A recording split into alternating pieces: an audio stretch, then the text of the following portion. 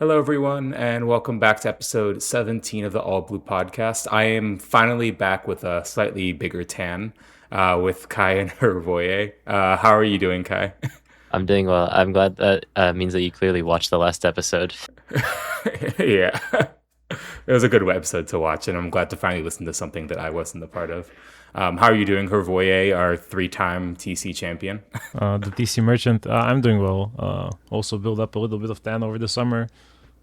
Just spent a lot more time outside during the week, but yeah. But first, before we get into this episode, let me speedrun a ad read for just 10 seconds of your time. SleeveChief, you know it, you love it. The deck box colors sold out very quickly the last time, and staying true to its name, the deck box color has new colors now in its restock that's going to be coming out on the 26th of July in just a couple of days. Make sure to use my link in the description as well as code Kai5 at checkout. Let's get back into the video. Thank you for watching the All Blue. It's been a long time. We'll get back into how this past week has been, but I kind of wanted to start today's episode with another question of the week.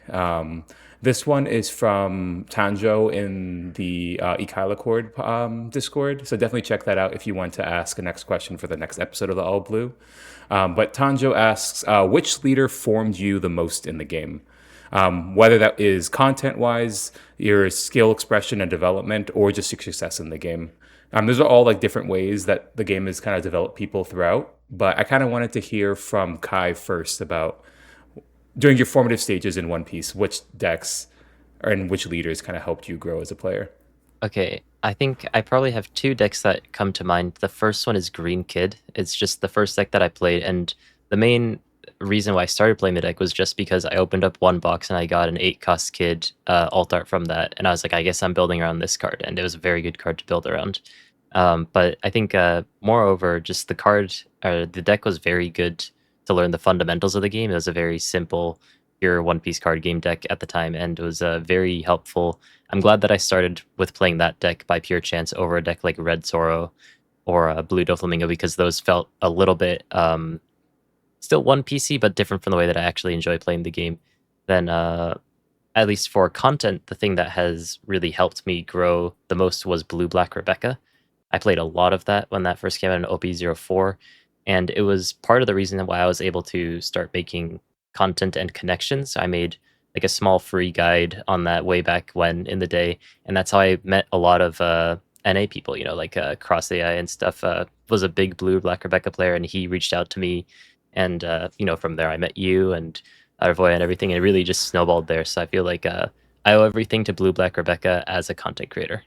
I definitely remember my first encounter of your content was the film kit guide, which was in OP2. So it was like on Note, but in English, which was like everybody was publishing in Japanese on Note at that point in time. Yeah, that was even before Rebecca, but the one that really popped off was the Rebecca one. Yeah, for me, it was OP1 Zoro, even though I didn't play it at the start. I played Kid in OP01, and then for most of OP2, I just played Whitebeard with a little bit of Law, and then I swapped from Whitebeard to Zoro, and I was like, oh, this fits like a glove, because it was pretty much, it was way more like aggro decks I played in other games before, where you just kind of optimize your swings and curve, and if you play it smart and you leverage the strengths of your aggro deck, you put your opponent in like unwinnable positions, and those types of maneuvers are like my favorite in the game. It's kind of similar to what Goofy does now, but you don't have the same rush pressure and Makinos that like Zoro could use to amp up the threat of his board, because it was like if you clear up your opponent's board, if you just win board, and then every Makin on every Rush Zoro is so overwhelming. So I think it was definitely the one where I most like everything clicked, like the basics all came together and the deck just flowed so well. And it was also the first time I actually started having like a real success in tournaments. So yeah, for me it's definitely the Zoro. For me, the deck that kind of helped me the most with skill expression is actually Red Green Law, a deck I have never topped with.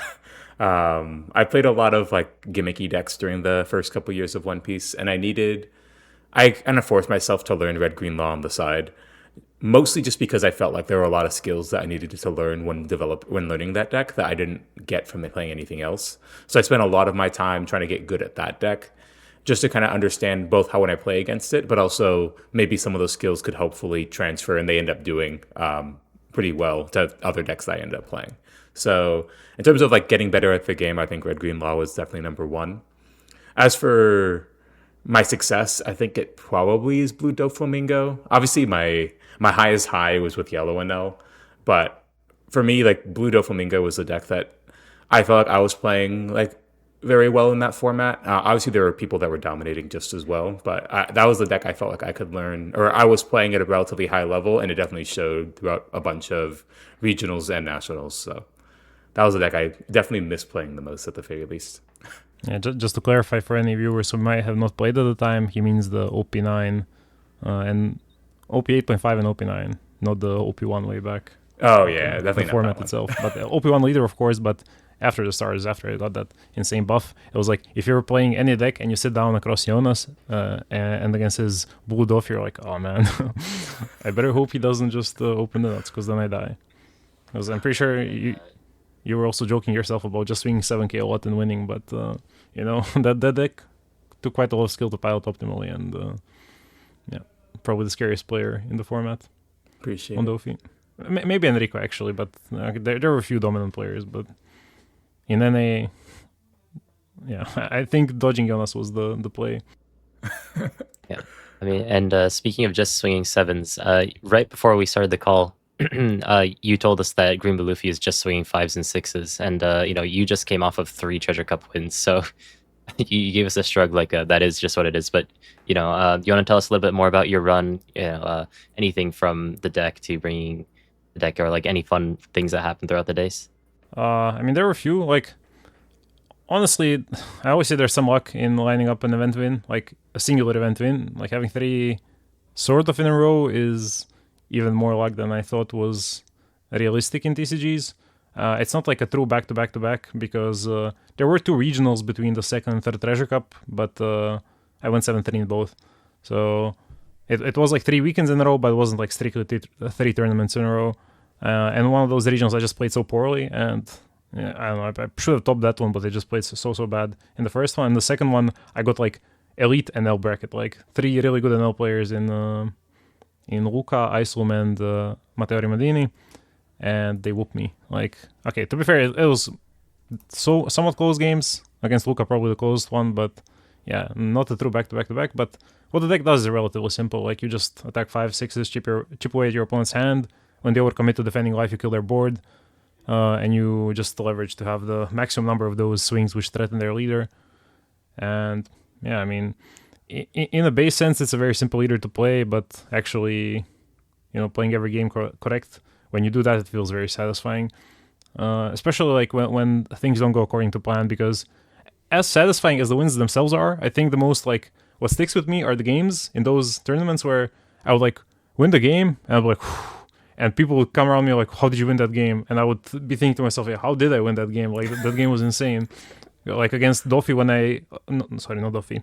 Against Rosie, when I whiff on 2 and 4, I play nothing and I have perfect curve and end up winning the game because, like, stuff just happened. Or NL, where the game looks doomed at one point and then I managed to turn it around. Or outgrinding Nami through 4 Galdino, Borsellino turns. Like, the deck is so flexible, so strong, and kind of, as long as you know what the deck is capable of, like your specific hand, you can really push it far. Like, it's probably what suits my playstyle the most with the deck, and it kind of did with like Whitebeard Pirate Zoro in OPO3, is like, there's so many times where instead of just going for game, you can just, okay, I'll play another turn. Or you can start presenting as if you will go for game, and then they make countering decisions and blocking decisions, which kind of commit them into a winning next turn, but you see that you can survive, so you're just like, okay, I'll relax, leave this blocker active, leave Tuton up, go and kill me. And they cannot kill you, so you just kill them next turn because they threw away some counter they shouldn't have, and similar. And yeah, beat quite a lot of strong players in those 3 runs, so quite satisfied on that front. I guess I'm fortunate to have dodged NL entirely as a leader in the last one, because pretty much all the good NL players were in Top Cut. Like, there was still like a few left in the Treasure Cup as well, but the less of them there are, the lower the chances of running into them, and it's definitely the hardest matchup amongst the strong leaders, because I still think Nami is like actually goofy favored when played at the highest level. So yeah, I mean, I feel like I don't have much to say because the deck is just playing one piece at mostly its purest, especially with this latest build where I cut Gravity Blade, because that card really annoyed me every time it appeared in my hand. So yeah, just feels like like playing good One Piece, and I got rewarded disproportionately for it, but I'm not gonna complain. Like, I guess this was my lucky format. Oh yeah, I was gonna ask a question. I mean, this question kind of is a joke, but I'm just curious on your thoughts. But do you think that Blue Green is a better like Treasure Cup deck than a regional deck? I know obviously you've been crushing TCs than compared to regionals, but I'm curious on how your thoughts on whether this deck's a better performing deck in a Treasure Cup rather than a regional, and why. I think not necessarily. I think some things you can do with the deck are way better in Treasure Cup because of the like. When I won the first one in Bielefeld, it was like I included these cheesy one-offs, but some of them are actually viable cards like Calverin, whereas some like Champion Rifle I think are now completely unplayable. But I think the deck can perform just as well in a regional as it can in a Treasure Cup, because it's similar except you have like more rounds to run into your bad matchup. But even then, you can still win a best of 3 against any deck. Like Shuge went quite far; he got top 4 in the end, and he beat NL. He beat Gato on NL, like not just any NL. He beat like one of the best European players on NL, and he beat a Kobe as well in top 8 and top 16. So you can definitely beat your bad matchups in a best of 3. It's just like there's always a bit of bracket luck, a bit of dice luck, and a bit of what you draw. But the deck is definitely capable of winning anything. And I think it even has the added strength in the best of 3 that you can not lose to any deck on time. Like you're playing all 3 games no matter what happens. So I think that goes in its favor, but looking specifically from my perspective, maybe it is just better suited for Treasure Cups. Yeah, I guess if you just look at the results, then it does seem like the best Treasure Cup deck to play. I do actually have another question, which kind of builds upon what we've sort of been talking about, and that is, if I can fucking remember it now. I just blanked. We'll get back to that. We'll get back to that. But in the meantime, for our viewers listening at home, if you do have any questions, kind of jumping back a couple topics, if you have any questions for us, make sure to let us know either in the comments below or on Twitter under the post for this video, or also in the All Blue tab on the community Discord server, the iKailaKai, which is also linked in the description below. Check that out. Ask us any questions, and then, you know, especially in these sort of more chill episodes, we can just go through some interesting questions and just kind of talk about what's been going on. And now I remember my question. So what I wanted to ask was, this will change from deck to deck, but in a general sense, I kind of want to ask both of you, how much percentage-wise do you think One Piece is deck building versus playing versus luck? How much do you think you can't control basically in the One Piece card game? Yeah, I think I have my numbers. So I think the most interesting one is I think deck building is 10%. I think that for the most part in this game, people are relatively public with their deck lists from week to week, and a lot of people kind of reach very similar conclusions. And there are some small edges you can get with one of tech cards, but on average, especially in public deck list situations, it's just not really going to matter that much. As for luck versus play, of the remaining 90%, I would probably think it's about 60% play and 30% luck. I mean, like, obviously, these are all arbitrary numbers. There are obviously many games that you'll lose just because you kind of just don't really draw particularly well, or you're going to win just because your opponent kind of has a dysfunctional draw against a relatively aggressive draw. But for the most part, a lot of your games are pretty winnable just purely based off of you playing the game and trying to find some angle of attack that's relatively, like, decent at the very least, or at least like plausible to win with. So probably 60-30 of the remaining, if not 70-20 in that kind of range. Yeah, I was going to be a bit more focused towards the skill part, because I was thinking, the way I was thinking about it is like, if you play 10 rounds, how many are you realistically allowed to lose to luck? And I figured like 20-ish% seems somewhat realistic, like, because there's people who very consistently top or at least get top 64. And I feel like if you actually play perfect, going 8-2 sounds like it should be the standard. So I would put like 75-80% skill and like 20% luck, and then the last 5%, maybe 10% of deck building if you really find some really big edge. But in a meta like this, so I guess the answer on deck building also depends on the meta. Like in a meta like this, that's very, very open, and there's like so many things to potentially prepare for. Inclusion of any specific card or tech card, it might not even be felt in a tournament because you just don't run into the relevant matchup. Whereas in a tier 0 format, finding the right tech card can like maybe be 20-30%. relevant. But on average, I guess I would put it like 5% deck building, 15 to 20 luck, and then the remainder into skill. Like if you actually play perfect every game, and your opponents don't, because most people don't. None of us actually play perfect every game. I would say skill plays by far the largest part. Yeah. I just wanted to hear you guys' opinion. I probably would have put a little bit more emphasis on deck building. That's probably just because I like cope deck building in general and trying to find weird one-ofs and stuff that'll help in the mirror. But even still, it probably would have been like around 20%-ish at most. But yeah, definitely playing seems to be the biggest thing. And the biggest proof of that is when people can win multiple or top multiple events in a row, like Hrvoje has done. Yeah, and Luca with NL. That I think that's the more relevant case because he doesn't deck build at all, pretty much. I think he played the same list in OP15, OP16, like the entire formats, and he's the regular there in Top Cut with NL. So, and yeah, he doesn't deck build. It just comes down to playing versus luck, and if he tops consistently, it has to be very heavily on the side of playing.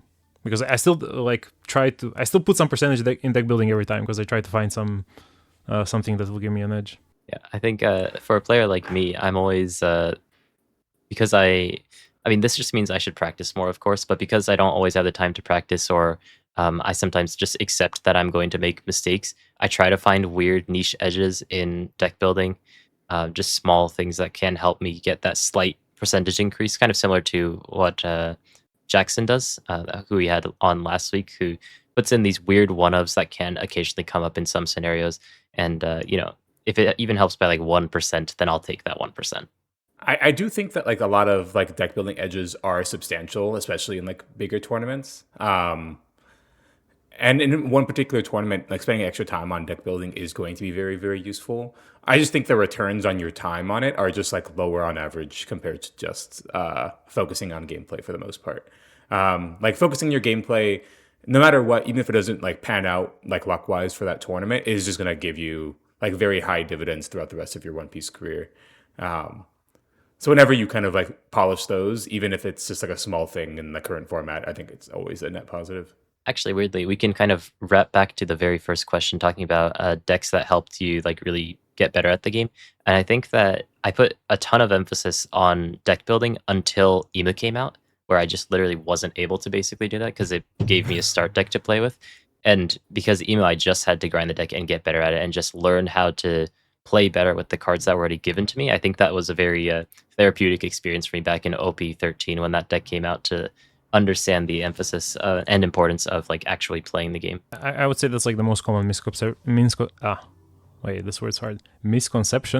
about how to improve at TCGs in general, because we might have discussed this in some previous podcast at some point, like as a question or something. But if you're relatively new to the game or you don't feel like very experienced, like what you should do is just take a top list of the leader you enjoy and just play it. Like don't change a card, don't do any changes, just play the list and improve at playing with that exact list. Like don't follow your gut and swap out cards based on like honestly what are uneducated guesses if you're not actually experienced in the game. Just play the deck.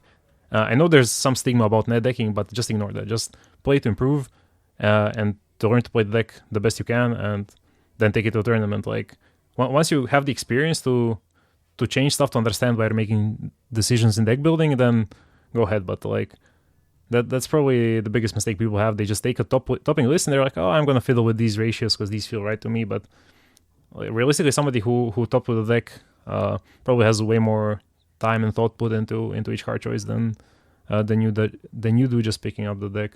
So it's very fun to deck build. I love it myself, but I also sometimes have to be like, okay, this is not gonna work. Let's just go back to stock. But something else said is actually, I think, very relevant. Deck building can be a very huge edge, but for one event, because once it's out there, like everybody basically catches up because the lists become public, I think. And how NL developed is also a good example of that recently, where once everybody started running Pink Reiju, Frankie, well, or after the first event, everybody's running it, and now it's not like edge anymore. But for the first event, it can be a very, very large edge. So I guess the impact of deck building is also very time contextual to the point in time that you're playing at. Yeah, and I guess meta read also kind of goes hand in hand with deck building as well. If expect a more narrow meta, being able to find like certain tech cards, or being able to sacrifice certain matchups to make the mirror a lot stronger, or vice versa, for example, just kind of getting a good read on the meta. And a lot of times it just ends up coming down to luck in the end if you do those more risky deck building choices. So there's definitely some nuance to it, and I'm kind of obsessed with that nuance, but trying to get better at playing the game. There's actually, I hope it's okay to talk about this, but I remember way back when in the Zagreb regional, when Luka topped with Zorosanji, and he had this like really insane list. I don't remember exactly which cards he was cutting, but it was very different from like the stock standard. For the record, he wasn't cutting shit. That's my list. I made every single card there mine. Just it's good. You guys basically go hand in hand, and yeah, and we were casting it together, which was really fun.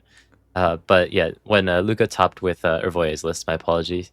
I remember like right after the regional, Hrvoje sent me a screenshot of like people making their own Zorosanji list now that like the sauce is out, sort of, and he was just complaining. It's like, why did they think that I just forgot that this card existed? I took it out because it's better not to have this card, and they put it back in. They have no idea what they're doing with deck building, and just this really long rant. So I got a sense of that, and it's from you as well from that tournament. So it's just a lot of fun. Yeah, it has been a big pet peeve of mine. It's probably 5-cost Smoker, because everybody was playing 5-cost Smoker at the time, and nobody was playing 5-cost Law. So that was probably the case in point. Which I think also correlates very well to Green Blue Luffy now. Like, your bricks in a deck that's aggro, they all need to have a purpose. Like, Zonji could sort of get away with more bricks because you ran filtering, but in Blue Green Luffy, those bricks, man. Those bricks. I did want to go back to the stigma of net decking a little bit. I thought it was an interesting topic. I kind of struggled with it recently, to be honest, with Teach this last weekend. I really liked the Fukuoka winning list, the one with like 4 baby 5s, and it was just like basically the most boring list with 4 baby 5s, to be honest, and 2 Rayleighs. And I really wanted to make infinite changes, or like a bunch of small changes to the deck. I was like, I don't even want to play Era in this deck. I kind of wanted to like make a bunch of small stuff, like add some Van Augers, stuff like that. But I kind of had to hold myself back because I didn't put in nearly as much time as the winner did in terms of making those changes. And I was like, there's probably a lot of reasons why a lot of numbers are the way they are. Like, no one gets to the answer of 3 birches without a lot of testing. So I probably should just try to, at the very least, just calm myself down, play this a little bit more, and just see if this deck feels good. And it felt good, so I just kind of ran it. Counter argument, I think that Japan has a bit of a hive mind culture because it's so condensed on Twitter that like once one good player starts running 3 Burgess, no one needs an explanation. Everyone's running 3 Burgess. So like in a weird way, 3 Burgess is the norm in Japan, and that freaks me out so much. But this is maybe like a whole nother topic about like regional differences, because like in Japan, as soon as like there's one topping list, I remember like when NL first came out in Japan, like day 1 deck lists were very, very stock standard, as you would expect them to be. But like someone slightly notable on day 2, one running 4 Divine Departure, and it probably took people like a month to get off 4 Divine Departure. So like some of it is definitely testing, and a lot of it's vibes, I think. Yeah, I do think that's real. Like, just copy pasting everyone's list and just being like, oh, they did well, so this has to be good, is definitely like a very easy like fallacy to kind of walk down, or like a slippery slope to follow through. But at the very least, give that person at least a little bit of credence and just assume that this at least has some merit, and just test it out to see if you kind of agree with the conclusions that they went to. So, but yeah, I do agree that sometimes if you just copy paste what everyone's doing, it's definitely a way to not really grow as a person playing different, or as a deck builder, or just a player. So yeah, I don't think it's exclusive to Japan. I think there's a little bit of, way less, but a little bit of that at on Western Twitter as well, just because kind of being the loudest on a public platform when people know or assume you're good will make people just cut off the work of deck building, because to be fair, I myself say it's not that important to winning. So just find a good list, play it, and if people do that, yeah, they're just going to follow trends even in the West. But yeah, we already talked about this privately. Like there's a lot of like cult following in Japan of top players. It felt like where if this top player says something is the right way to play it, everybody's going to play it that way. Especially if they're the premium ones who get to charge like higher prices on Node.com and whatnot. Yeah, I mean there's a higher level Japanese player who still runs the 3-cost Burgess and Teach and stuff. So like there's still some people who run that as well. So like there's just I guess there aren't as many high level players because we don't have as many tournaments and stuff to like really prove yourself. So the people who can prove themselves in the few amount of tournaments that we have get a lot more notoriety, and that translates to more note sales and like a bigger YouTube following. And then even if your list is bad, if you're good enough at piloting it, then your deck list doesn't actually end up mattering as much. But people put a lot of emphasis on that, copy your deck list, and probably don't perform as well as you do just because they're not as naturally inclined as you. So kind of ties in a bunch of the topics together. But I think it's an interesting thing. I definitely feel like Japan has, at least from my experience, a lot of like hive mind mentality where someone does well with a list and everyone just starts copying that. So it takes a very long time for the meta to progress. At least compared to like the West, when I've kind of like looking at deck lists, it feels like a lot of interesting tech, like the final version of Black Yellow Luffy and Miracle NL and stuff all came out of the West, which I attribute to interesting deck building, especially from like higher level players on our podcast here. But a lot of that might also be because you just have more time, which you won't have once simultaneous release comes out. Yeah. And Europe has the first big event like immediately after the release, so that's gonna be the first real showcase. We will even have some Eastern players in attendance, like Shuge and Yoshi have both qualified to finals, and we know Kai is coming to the Mera, so it's gonna be, and obviously there are qualified American players as well. I think the number is now up to 7 or maybe even 8, with Chris Sock getting his qualification. So wait, the pass down went that far? Oh wow. Yeah. Because this is like that was the second last weekend of the season, so okay. And a lot of people have repeat tops at this point just because it's that type of format. That makes By sense. which I mean there's not as much yellow dominance or Nami dominance specifically. What do I mean by that? Who knows? There was something else I want to say on the topic of oh yeah, I think people have this misconception about how pro players build decks. Where they decide on something and they like think, okay, my word is the law, this is how it is. But a lot of us also, when we decide on lists, we kind of seek validation elsewhere as well. Like we check with other good players, like how do they feel about these changes, how do the cards perform. It's not just like, okay, I have this list, it's perfect, I'm gonna play that, and I think others should play it as well. There's always this self-doubt creeping in, no matter how accomplished someone may be in the game. Yeah, all my lists are just like, sometimes I just make statements just for the sake of making statements because I think it's fun. But a lot of times I'm just making a meta call in a lot of contexts. I don't even think a lot of my lists are like particularly like de facto like the best lists. Sometimes I think it's just good for that weekend. Like I'm still not sure if Pizarro is a card that I want to continue to keep playing and teach. Like I missed the card, like definitely in a lot of spots, but I'm not entirely sure if it's like even better than playing compared to like more baby fibs in my deck. So all deck building is just arbitrary, to be honest. And there's obviously pros and cons to it. And I think as a deck builder, the main thing I want to make sure that I'm doing is understanding all the pros and cons and seeing if I'm fine with the net positive of making said decision. That's basically all it really boils down to. Whether the answer is right or not, does it solve I a don't really problem? care. Yeah. I guess I kind of wanted to talk a little bit about the Flame Fruit event. That's in like the first week of September, correct? It's like a little over a month. Yeah. We're getting a few more OP17 spoilers. We'll probably talk about them next episode. How daunting of a task do you guys feel like preparing for OP17 is going to feel? Because like we still don't have the full set, and it's going to be this global release where kind of everyone's going to get all the information at the same time, and we're all going to test each other's metal that first week of September. So has that become an issue like in the far future? Because I know like people like me and Hrvoje have like events in Chile that are just going to be started at format that are similarly high stakes. Or are you guys trying to do a little bit of that testing already now with like the few limited cards that you guys have or that we have? What are your thoughts on this, Kai, to start you off? Yeah, so I think usually I like to wait for the whole card list to be shown. There is probably like a threshold where you kind of think like surely the deck has enough good cards to be able to start testing it. And then so in that case, I'll start testing things a little bit early. I think I did that with like Red Blue Ace at some point back in OP13, and then once EMU was shown, even though they didn't show all the cards, they showed like 80% of them, so you could test that even without the full card list.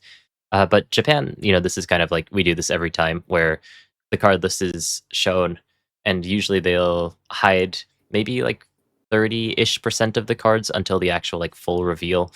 But the most of them will be like common or uncommons. Maybe there'll be like a random rare card that's kind of usable.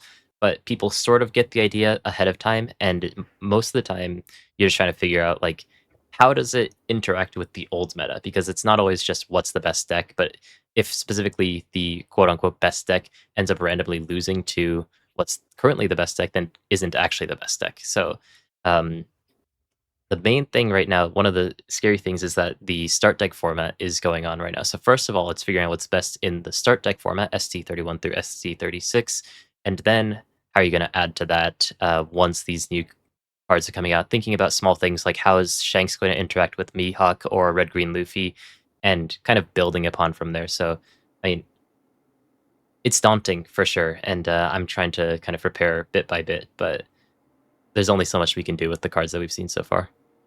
As for me, I also don't like testing before knowing the full card pool, just because we don't even have the blue leader yet, so there's just 1/6 of the set missing right there.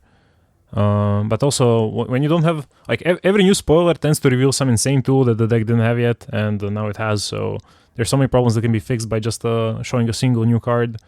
Yeah, just for me, it's pointless to test until we know the cards, especially when there are other events like which have like more relevant current testing, which, as Yonas pointed out, for us is going to be the Chile finals in Latin America, which are starter deck format, first Western weekend of the starter deck format, and then I mean it'll just be standard testing like for OP17, like everybody has their own groups, or just spamming sim, trying to collect data and see what works in general, and maybe trying to find some spice. Like, we see a lot of these new spoilers for Whitebeard tend to also overlap with the EBO1 Odin, so there always might be something there, but you don't really know until you build a deck and try it out in some games. So I think there's plenty of time to narrow these things down, but ideally you want to establish which deck you'll be playing like at least 2 weeks before the tournament, so it does make for a bit of a narrow window. So I hope the spoilers are finished like within like a week or two, so that we actually have like almost a month to prepare, because then once you do establish which deck you want to play, you want to start getting really good at it and not missing like random tricks and lines for different matchups, because it's going to be a jungle meta. You need to prepare for so many decks, and yeah, that's just one of the approaches you can take. Like, you just find the best deck and you play it, you're prepared for everything. The other approach is like take something very safe that can kind of beat everything, but it's not necessarily best positioned, and then you just have a safe game into everything, and if the day goes well, you win. But yeah, I don't find it very daunting. It's just like part of playing the game a lot, so I'm also quite looking forward to it because of how the event overlaps with global release. Yeah, I'm definitely looking forward. Oh, go ahead. I was saying that's like the most fun part, is that like it's the first OP17 tournament worldwide, and like everyone's coming to play in it, so that'll be a lot of fun. Like, I haven't in Japan, you can sign up for flagships, and hopefully you get in. And I haven't signed up to any in the latter half of August, just so I can focus all in on OP17 once that comes out. I'm really excited for this, mostly just because I want to test against a bunch of people from other regions as well. I mean, I have the privilege of playing in like Europe a fair decent amount, and I've been to Latin America for events a couple times. But I just know people from like around the world are going to be traveling for these like Flame Fruit events and nationals in Chile. So I was going to play against more people, and kind of with this like very clean slate of just, we all have the same information. We're all just testing kind of internally and just trying to see who has the best deck list and who can play the best. So it's going to be a very exciting time to see who gets to be number one. And hopefully that person has a Metafy guide or a note page so they can capitalize on it for sure. If you do well in the finals, I don't think you need a Metafy page to... You're probably not wrong, but... to be satisfied monetarily. But to go back to the first question from the podcast, like, when we compare EU finals and NA finals, they're both in September. But for EU finals, I think the deck building part might be way more important than it will be for NA finals. It might be like 25-30% even, whereas for NA finals I think it will already be back to the usual, especially some of the North American players will have a chance to test their ideas in the European environment where, you know, they still fight for the prizing, but they cannot qualify, so it's not like the same weight to performing at the event as you have at your home turf, where you're just fighting for the chance to represent the region at Worlds. I wanted to bring this up because this is such a first world problem, and this probably won't matter. But so far in the history of the One Piece card game, no one from a different region has qualified or tried to qualify for Worlds in said region. I think the closest we've had is Andy Nguyen getting second in Paris, and Canadian getting second in Paris, and then Sammy Wang getting third in Liverpool. I think also, I guess Impact is Latin American and North American, but we'll figure that out. But as of this season, there's a lot more invites going around, and I'm not entirely sure if Bandai has officially said anything about what exactly you need to do to try to qualify in a different region, whether you just need residence, or if you also need like a passport for said region to do so. And if not, or if that person doesn't qualify, whether that pass down applies. So I'm just curious, and that'd be some PSA for Bandai to kind of give us some guidance on it.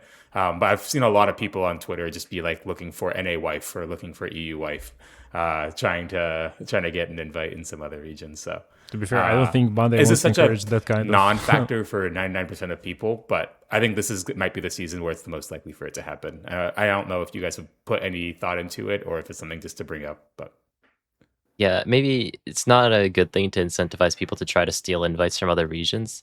I'm very conflicted on it because I'm actually part of that 1% where it does actually matter, because I randomly have an American passport because I was born there, which means that technically, because, you know, I have like my cousins and stuff that live in America, so I have like an American address.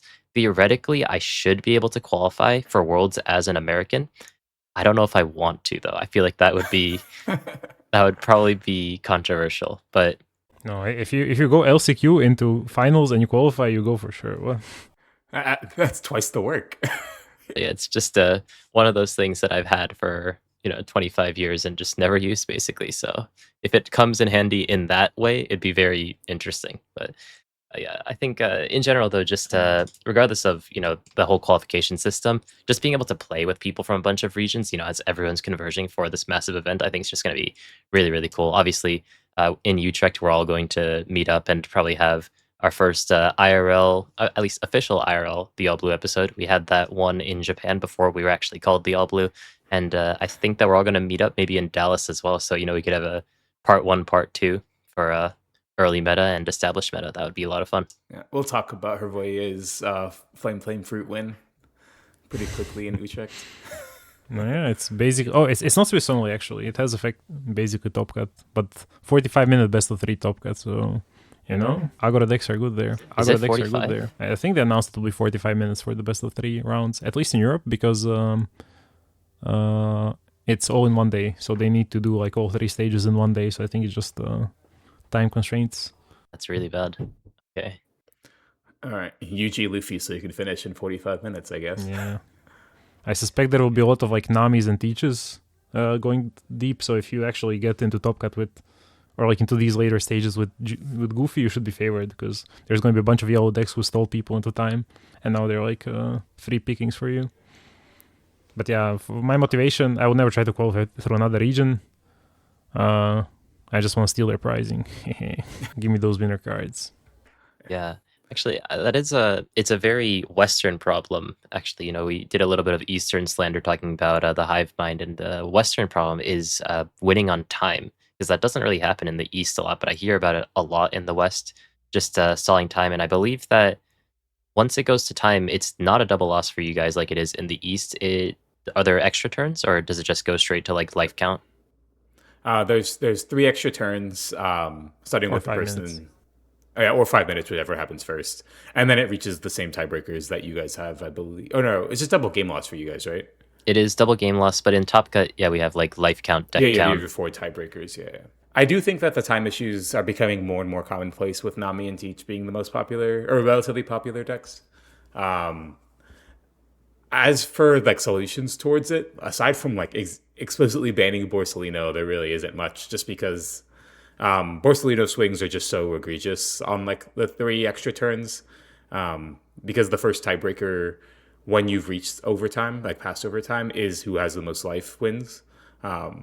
So all of a sudden, that 2 life swing just for the free 10 Dawn is like something that's not really overcomeable when the games are close enough in overtime. So I wish there was a better solution towards it, but I don't think there is one at the moment, aside from just banning Borst or implementing Japan's double game loss rules. There's like a true solution just because there's flaws to every system. I think the best hope is for the judges to be vigilant, but because they cannot cover all the tables. Like maybe in later rounds, covering just the top tables, they can pay attention, but players have to be vigilant themselves. You have to not be afraid to call a judge if you think you're being slow played, and to call a judge again and again if needed. Because some people will try to play for time, some intentionally, some unintentionally, and you just have to stay on top of it because in a way, playing slow even unintentionally is unfair because you're just taking up the shared time. So, it makes sense if it's like decisively the final turn, you just need to calculate lethal and you need to take like 2 minutes to calculate the lines. Sure. If you have the time, do it. But if it's like middle of the game and somebody's trying to like calculate every line for the next 4 turns, nah, dude. Like, just call a judge, tell him to hurry up. But for the time rules themselves, yeah, the problem is, especially I think in Top Cut, when there's slower matchups like NL Mirror, if game 1 is won like 35 minutes, and game 2 doesn't end by the time the 1 hour expires for Top Cut, that's match over without any extra turns, just because there's no winner in game 2 decided. So that's another part that I think is very flawed in the Western system, and I'm not sure if it's fixable, because it's in the best interest of organizers that rounds end quickly. So something like double loss in Swiss and the current implementation of Top Cut time rules would suit organizers the best, because shorter rounds means shorter time in the venue, more time for cleanup, less time you need to rent the venue for. Like it all suits organizers more, but having these extra turns actually suits the players more. But they just need to be more like cognizant of what they allow and don't allow their opponents to do, and to make sure that they call judge when necessary. Because it's just the reality, especially with the amount of pricing on the line these days, that people will try like every angle to win. So unless you're playing a really fast deck, you have to stay on top of these things. Yeah, I'll keep that in mind when I go to Utrecht. It does seem like a different landscape, but yeah, I mean, I personally think that the double loss system works very well in Japan, because double loss is worse than just a loss, because it also tanks your opponent match win rate percentage. So basically, at least in terms of your opponent match win rate percentage, ends up tanking both of you, and just feels like basically you've gotten 2 losses for that. So it doesn't really benefit anyone to take the double loss, except for if you just spite the opponent. The problem is that changes in system wouldn't change some of the most problematic matchups, because something like Rosinante Mirror, or what Green Bonnie Mirror used to be, is like, it's a game of chicken. Like, the one who pulls the trigger first and tries to all in is probably going to lose, because you can always keep replenishing your defensive options and keep playing. But the problem is, with the current system, that just makes it more relevant that the person who has turn 0 is probably the one who loses, because the other guy is going to have the last turn, so they have more freedom to block and to attack however they want to maintain higher life total. Whereas if it's just double loss, like, both these players are getting lost, and it just sucks, because it's not a matchup that can realistically finish in 30 minutes, just due to how defensively oriented both sides end up playing. There's probably matchups that are not mirrors that also play out like that, but I just can't think of any off the top of my head. That's a good question. I can't think of any either. But yeah, I am a little bit worried for that going into the future, especially with the Flame Fruit event, because Green Shanks, has that Green Bonnie-esque leader effect, just stunning characters. And, as we were talking about before, releases can change a whole lot of things. And at least as of the day of recording this, the 7-cost Beckman was shown, which is basically just super Hody, at least unless you're going for lethal. But so like that with your leader effect and, just being able to stun something every single turn, I feel like that deck's going to really drag out the clock. Yeah, that card is beyond disgusting. Like, it's just super control Hody. Like, it draws instead of taking life. I don't know, man. It's rush character, though. It's fair. And it's a 9k. Dude, rush character is so diabolical though. When you can rest anything and swing into it in 9k, it's either you take the character or you take like 3 cards out of their hand or something, or usually 2. But like, it's so disgusting. Now, one thing I like about these spoilers, like we won't go too much into discussing them because, as we said, we are doing this probably in the next episode. But I like how much of more combat centric everything is getting, because it feels more like the classic One Piece. Whereas we had this kind of poisoned era where everything was based around removal, and I could go on a whole rant about how that makes players worse at the game. But yeah, I like that we're going back to more combat centric playstyles. Yeah, I mean, that's exactly why I liked Green Kid back in the day, because, you didn't have any, like, cheap ways to... you had 8 Kid, which is very cheap, but you didn't have any cheap ways to clear the opponent's board.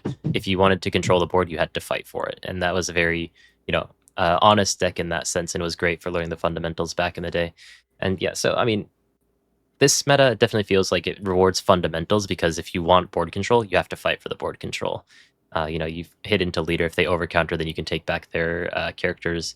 Or, if they overprotect your character, sometimes you jump into their leader. There's lots of interesting things that you can do because of the way that the game just naturally functions. So I think that's really cool. I'm just generally worried about like how long some games tend to go on, especially some mirrors. Like imagine a green Shanks mirror. To be fair, they field some pretty big guys. Maybe they can just end it all in one turn. Like, if you play enough big guys and you play Shanks and the rest all the blockers go face, like I can see maybe it having like slow build up and then boom, just explode one guy. Yeah, it's really one of those things that we need to test, and maybe we're close to being able to test it because we've seen so many good cards in that deck. Yeah, I mean, I kind of miss removal. Every now and then I think about if Sakazuki can be playable in the new meta, and then I look at like the 1-cost Laboon, and I'm like, maybe next set. Speaking of 1-cost Laboon and decks that include him, I just want to have this on record. In 2 weeks, people will forget about their hatred for Borsalino and Mamaragan, and they will hate 7-cost Zoro with all their heart. Like, more than they hated anything else.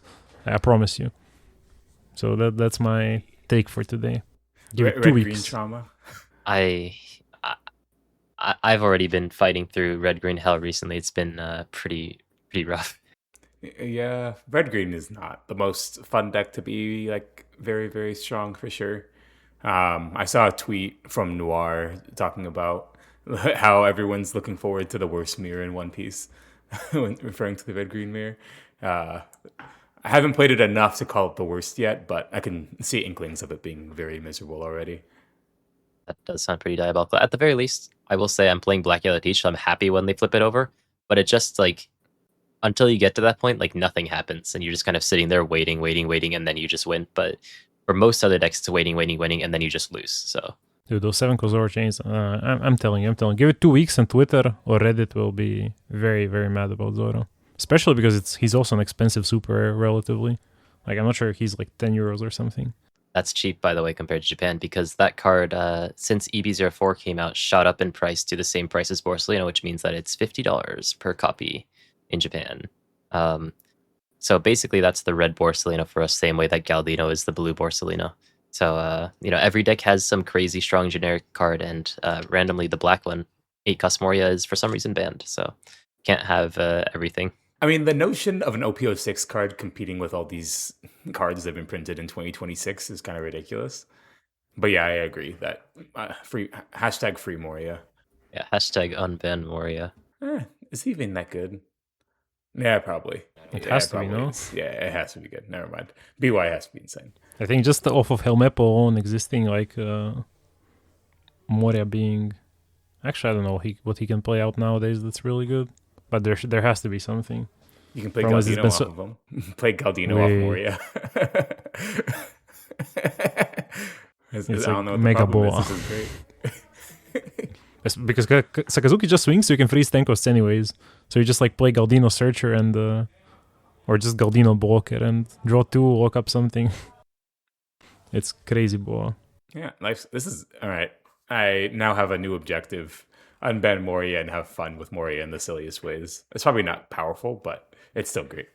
It should be unbanned in EGB. Maybe EGB would be way crazier with Moria unbanned. Yeah, that's my hope, is that when we get the next set of rotation and Moria gets unbanned, hopefully, and then finally we get like the return of Black Yellow Luffy. I think like that deck I think in hindsight, probably one of the strongest decks that we've ever had. Like, I still imagine sometimes, like, if we still had that deck, could it compete? And I mean, 9k leader, still pretty good. It's very hypothetical at this point, but I think just like the deck was very, very strong at the time, and I'd like to see it come back, even if just for a little. Also, I'm not completely sure just of how many like overstated, like there's so many 7-9 with effect and 6-8 and now 6-10 with an L, which can drop, like they can play 2 or 3 of those before you start becoming 9k leader without sacrificing hand size. That I can maybe even see black yellow not really having what it takes to keep up, because like Rosie plays 3 Rosielos or like Rosielo 2 Sakas before you get to play Moria, and like that does not sound fun as BY. The new 10 cost Shanks compared to Moria bring back Sabo Sabo does not feel fun. Yeah, there's like so many ways to deal with these bodies that used to be impregnable because of the Sabo protection, but now it's just like minus power, rest, kill, or freeze so it cannot attack, and then or not block, and then they just get ignored for a few turns in a row while they chip away at your hand size.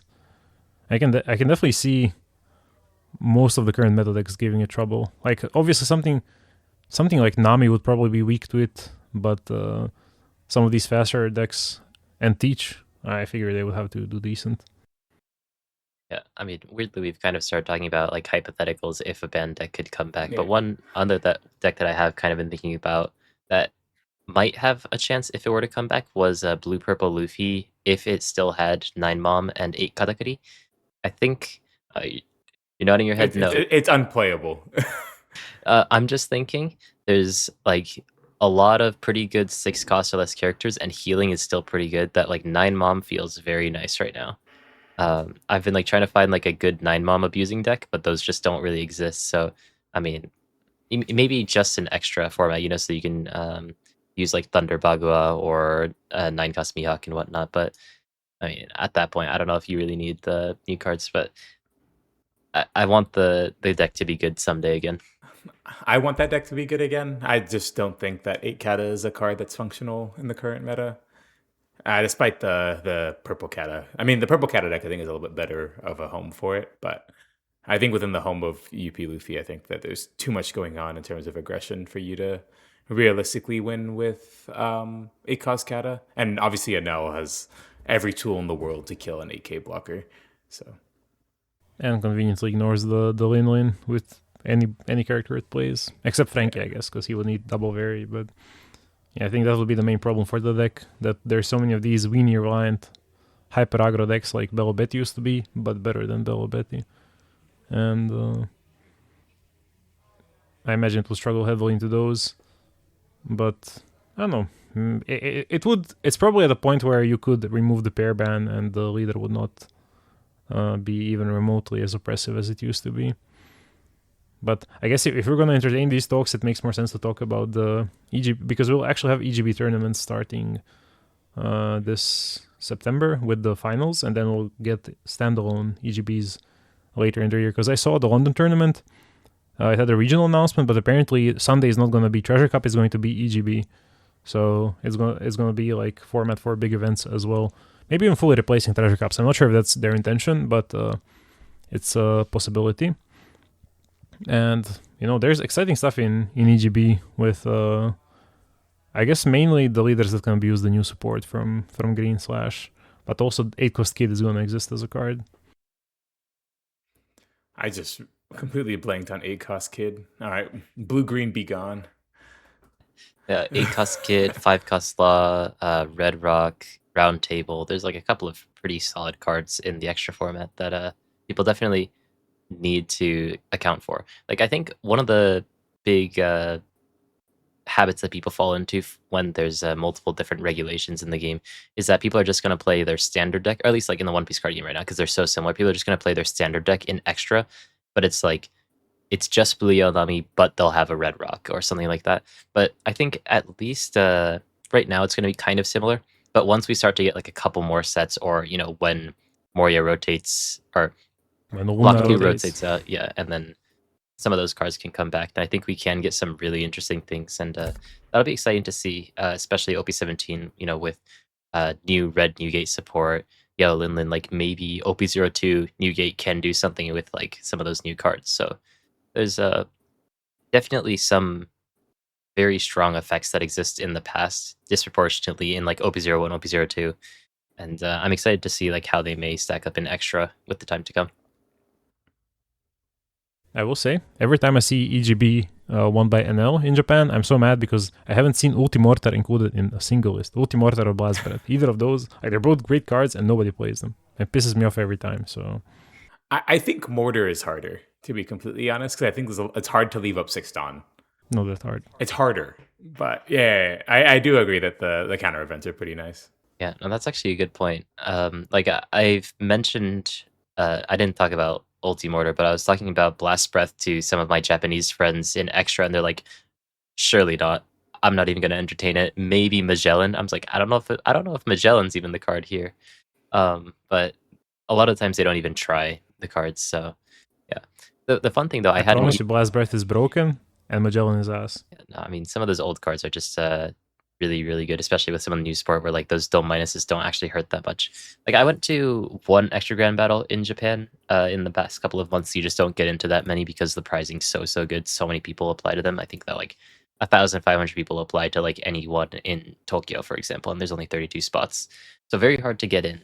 But in that extra grand battle, I put Recast Beige in my Black Yellow Teach deck, and the face on people when I flipped it out from my life. They're expecting like a Vasco shot, and suddenly their 9-cost Hancock can't attack. Oh, it was really nice. I wish I witnessed this, to be honest.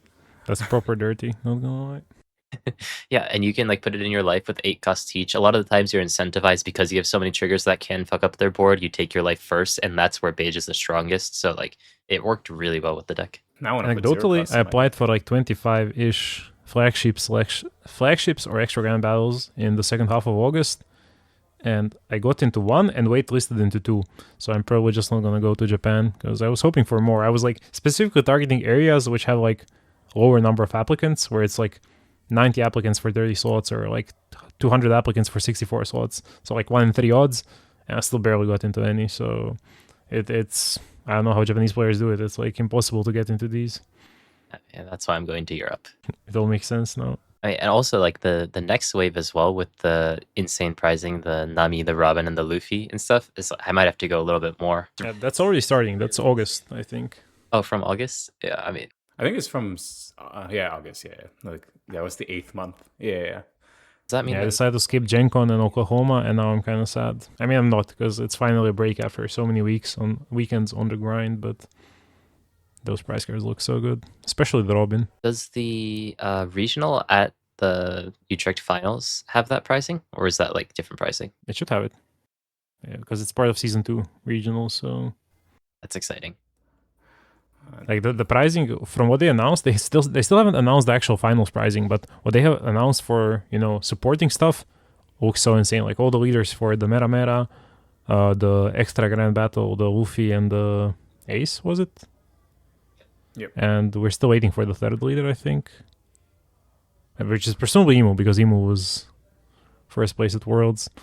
Like all of those look so insane. Like Bandai really kicked, like they're knocking pricing out of the park this year. Like I don't think they had a single miss among all the price cards they did. I'm excited. I feel like such a greedy person because I feel like I want to play in every single event during these weekends for finals, but it's just like impossible to play in everything. It's just like I think Saturday has like 3 events happening at the same time, and I'm just like, why can't I split my body into 3 parts and just play in all 3? But yeah, the little Harry Potter, the time turner device, yeah. Need one of those. I mean, that got completely retconned out of the series, basically. Or I mean, that's a whole another thing. But yeah, unfortunately, not possible. I wish that I could just teleport around because flight prices are insanely expensive right now. They aren't making it fun, that's for sure. Like even traveling to Chile is like over like 1K USD for me.